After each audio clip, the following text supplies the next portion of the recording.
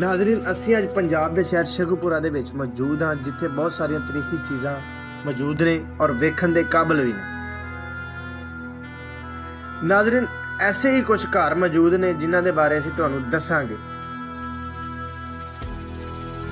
ਇਹ ਘਰ ਪਾਕਿਸਤਾਨ ਦੀ ਵੰਡ ਤੋਂ ਪਹਿਲੇ ਦੇ ਵੀ ਮੌਜੂਦ ਨੇ, ਐਸਾ ਮਕਾਮੀ ਲੋਕਾਂ ਦਾ ਕਹਿਣਾ ਹੈ। ਤਰੀਕ ਦਾ ਨਹੀਂ ਪਤਾ, ਇਹ ਪਤਾ ਬਈ ਇਹ ਜਦੋਂ ਅੰਗਰੇਜ਼ ਸੀ ਇੱਥੇ ਨਾ ਪਾਕਿਸਤਾਨ 'ਚ, ਉਦੋਂ ਦੇ ਬਣੇ ਨੇ। ਕਿੰਨੇ ਕੁ ਪੁਰਾਣੇ ਨੇ? ਇਹ ਸਾਡੇ ਦਾਦੇ ਪੜਦਾਦਿਆਂ ਤੋਂ ਹੀ ਲੱਗੇ ਆਉਂਦੇ ਨੇ, ਤਕਰੀਬਨ 100 ਸਾਲ ਦੇ ਜੀ।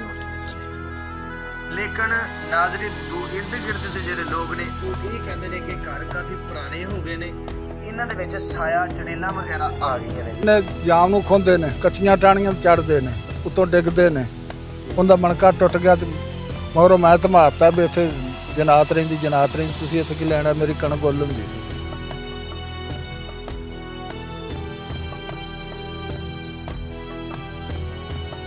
ਲੇਕਿਨ ਜਿਹੜੇ ਮਕਾਮੀ ਲੋਕ ਨੇ ਉਹ ਇਹ ਕਹਿੰਦੇ ਨੇ ਕਿ ਇੱਥੇ ਕੋਈ ਸਾਇਆ ਵਗੈਰਾ ਨਹੀਂ ਹੈ, ਕੋਈ ਚੀਜ਼ ਮੌਜੂਦ ਨਹੀਂ। ਨਹੀਂ ਜੀ, ਕੋਈ ਸ਼ੈ ਨਹੀਂ ਇੱਥੇ, ਕੋਈ ਚੜੇਲ ਨਹੀਂ, ਕੋਈ ਸ਼ੈ ਨਹੀਂ। ਕਿਉਂ 24 ਘੰਟੇ ਇੱਥੇ ਸਾਡੀ ਜ਼ਿਮੀਂਦਾਰਾ ਕਰਦੇ ਇੱਥੇ ਕੋਈ ਐਸੀ ਕੋਈ ਸ਼ੈ ਨਹੀਂ। ਨਾਜ਼ਰੀਨ, ਇਹ ਵੀ ਦੱਸਿਆ ਜਾਂਦਾ ਹੈ ਕਿ ਇਹ ਇੱਕ ਪੂਰਾ ਇਲਾਕਾ ਹੈ। ਇਸ ਇਲਾਕੇ ਦੇ ਵਿੱਚ ਕੋਈ ਇਸ ਟਾਈਮ ਰਹਿੰਦਾ ਨਹੀਂ, ਕਿਉਂਕਿ ਵੰਡ ਹੋ ਗਈ, ਲੋਕ ਚਲੇ ਗਏ। ਇੱਥੇ ਨਾਜ਼ਰੀਨ ਇੱਕ ਖੂਹ ਵੀ ਮੌਜੂਦ ਹੈ, ਮਸਜਿਦ ਵੀ ਮੌਜੂਦ ਹੈ।